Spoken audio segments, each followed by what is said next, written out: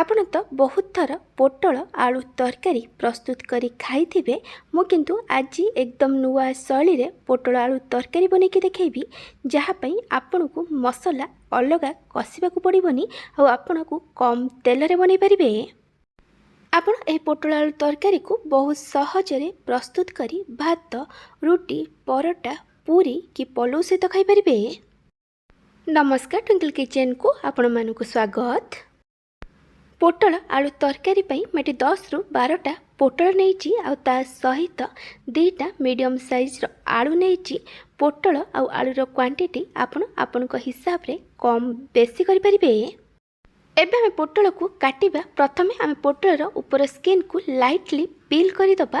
ତାପରେ ମୁଁ ପୋଟଳର ଉପର ପଟ ମୁଣ୍ଡ ଆଉ ତଳ ପଟ ମୁଣ୍ଡକୁ କାଟିକି ବାହାର କରିଦେଇଛି। ତାପରେ ମୁଁ ଏଠି ପୋଟଳକୁ ଏମିତି ତେର୍ଛା କରି କାଟିକି ନେଇଛି। ଆପଣ ଆପଣଙ୍କ ହିସାବରେ ପୋଟଳକୁ କୌଣସି ବି ସେପ୍ର କାଟିକି ନେଇପାରିବେ। ମୁଁ ଏଠି ଆଳୁର ଉପର ଚୋପାକୁ ଛଡ଼େଇ ଆଳୁକୁ ମୁଁ ଏଠି ଟିକେ ବଡ଼ ବଡ଼ ଖଣ୍ଡ କରି କାଟିକି ନେଇଛି। ଆପଣ ଚାହିଁଲେ ଆଳୁର ଉପର ଚୋପାକୁ ନ ଛଡ଼େଇକି ନେଇପାରନ୍ତି। ମୁଁ ଏଠି ଆଳୁ ଆଉ ପୋଟଳକୁ କାଟିଲା ପରେ ଭଲସେ ଧୋଇକି ନେଇଯାଇଛି। ମୁଁ ଏଠି କଡ଼େଇରେ କିଛି ତେଲ ଦେଇ ଗରମ ହେବାକୁ ରଖିଥିଲି। ତେଲ ଭଲସେ ଗରମ ହୋଇଗଲା ପରେ ଆମେ ଏଥିରେ କାଟିକି ରଖିଥିବା ଆଳୁ ଆଉ ପୋଟଳକୁ ଦେଇଦେବା। ତାପରେ ଆମେ ଏଥିରେ 1/3 ଟେବୁଲ ସ୍ପୁନ୍ ହଳଦୀ ଗୁଣ୍ଡ ଆଉ ସ୍ୱାଦ ଅନୁସାରେ ଲୁଣ ପକାଇବା। ପୋଟଳ ଆଉ ଆଳୁ ପାଇଁ ଯେତିକି ଲୁଣ ଦରକାର ସେତିକି ଲୁଣ ପକାଇବେ। ଏବେ ଆମେ ସବୁକୁ ଭଲସେ ମିକ୍ସ କରି ଆମକୁ ମିଡ଼ିୟମ୍ ଟୁ ହାଇ ଫ୍ଲେମ୍ରେ ଭାଜିବା, ଯେମିତି ପୋଟଳ ଆଉ ଆଳୁ ଟିକେ ଲାଇଟ୍ ଗୋଲ୍ଡେନ୍ ବ୍ରାଉନ୍ କଲର୍ରେ ଫ୍ରାଏ ହେଇଯିବ। ଆଳୁ ଆଉ ପୋଟଳ ଏଠି ଭାଜି ହେଇଗଲାଣି। ଏବେ ଆମେ ଏଥିରେ ପିଆଜ ଦେବା। ମୁଁ ଏଠି ଗୋଟେ ବଡ଼ ପିଆଜକୁ ଛୋଟ ଛୋଟ କରି କାଟିକି ପକାଇଛି।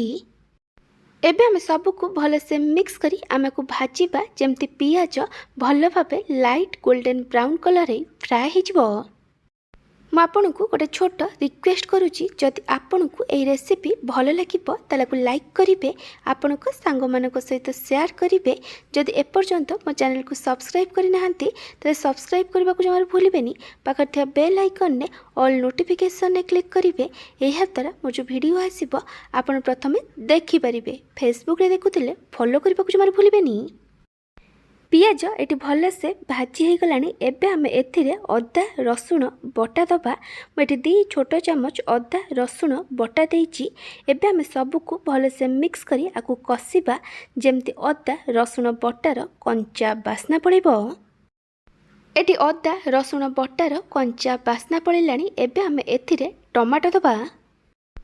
ମୁଁ ଏଠି 2ଟା ଟମାଟୋକୁ କଦୁକସ କରିକି ନେଇଛି। ଆପଣ ଚାହିଁଲେ ଟମାଟୋକୁ ବାଟିକି ନେଇପାରିବେ। ଏବେ ଆମେ ଏଥିରେ କିଛି ଗୁଣ୍ଡ ମସଲା ପକାଇବା। ଗୁଣ୍ଡ ମସଲାରେ ମୁଁ ଏଠି ପକାଇଛି ଗୋଟେ ଛୋଟ ଚାମଚ ଜିରା ଧନିଆ ଗୁଣ୍ଡ, 2 ଛୋଟ ଚାମଚ ଚିକେନ ମସଲା, 1/4 ଟେବୁଲ ସ୍ପୁନ୍ ହଳଦୀ ଗୁଣ୍ଡ ଆଉ ଲଙ୍କା ଗୁଣ୍ଡ। ଆପଣଙ୍କୁ ଯେତିକି ରାଗ ଦରକାର ସେ ଅନୁସାରେ ଲଙ୍କା ଗୁଣ୍ଡ ନେବେ।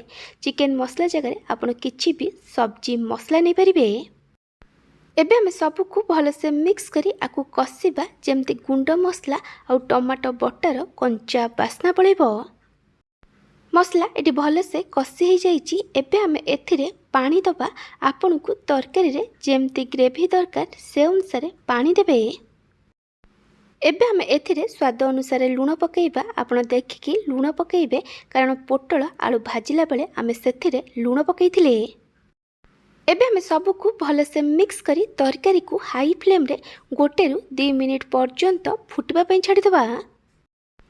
ତରକାରୀ ଏଠି ଭଲସେ ଫୁଟିଗଲାଣି। ଏବେ ଆମେ ସବୁକୁ ଆଉ ଥରେ ଭଲ ଭାବେ ମିକ୍ସ କରିଦେବା। ତାପରେ ଆମେ ଆକୁ କଭର କରି ଲୋ ଫ୍ଲେମ୍ରେ 7ରୁ 8 ମିନିଟ୍ ପର୍ଯ୍ୟନ୍ତ କୁକ୍ କରିବା, ଯେମିତି ଆଳୁ ଆଉ ପୋଟଳ ଭଲ ଭାବେ ସିଝିଯିବ। 8ରୁ 10 ମିନିଟ୍ ପରେ ମୁଁ ଏଠି ଘୋଡ଼ଣୀ କାଢ଼ି ଦେଇଛି। ମୁଁ ଏଠି ଆପଣଙ୍କୁ ଦେଖାଇ ଦେଉଛି ଏଠି ଆଳୁ ଆଉ ପୋଟଳ ସବୁ ଭଲସେ ସିଝି ଯାଇଛି। ଏବେ ଆମେ ତରକାରୀକୁ ଆଉ ଥରେ ଭଲ ଭାବେ ମିକ୍ସ କରିଦେବା। ଏବେ ଆମେ ଏଥିରେ ଗୋଟେ ଛୋଟ ଚାମଚ ଗରମ ମସଲା ଗୁଣ୍ଡ ଦେବା ଆଉ ସବୁକୁ ଭଲସେ ମିକ୍ସ କରି ତରକାରୀକୁ ମିଡ଼ିୟମ୍ ଫ୍ଲେମ୍ରେ 1ରୁ 2 ମିନିଟ୍ ପର୍ଯ୍ୟନ୍ତ କୁକ୍ କରିବା। ଏଠି 1ରୁ 2 ମିନିଟ୍ ହେଇଗଲାଣି। ତରକାରୀକୁ ଆଉ ଥରେ ଭଲ ଭାବେ ମିକ୍ସ କରିଦେବା ଆଉ ଗ୍ୟାସ୍ ବନ୍ଦ କରିଦେବା। ଆପଣ ଚାହିଁଲେ ଏଠି କିଛି କାଟିକି ଧନିଆ ପତ୍ର ପକାଇ ପାରିବେ। ପୋଟଳ ଆଳୁ ତରକାରୀ ଏଠି ରେଡ଼ି ହେଇଯାଇଛି। ଆପଣ ଏ ରେସିପିକୁ କେଉଁ ଜାଗାରୁ ଦେଖୁଛନ୍ତି କମେଣ୍ଟ ସେକ୍ସନରେ ଜଣାଇବେ। ଯଦି ଆପଣଙ୍କୁ ଏହି ରେସିପି ଭଲ ଲାଗିଥିବ ତାହେଲେ ଲାଇକ୍ କରିବେ। ଯଦି ଏପର୍ଯ୍ୟନ୍ତ ମୋ ଚ୍ୟାନେଲକୁ ସବସ୍କ୍ରାଇବ୍ କରିନାହାନ୍ତି ତାହେଲେ ସବସ୍କ୍ରାଇବ୍ କରିବାକୁ ଜମାରୁ ଭୁଲିବେନି। ଫେସବୁକରେ ଦେଖୁଥିଲେ ଫଲୋ କରିବାକୁ ଜମାରୁ ଭୁଲିବେନି। Thank you for watching.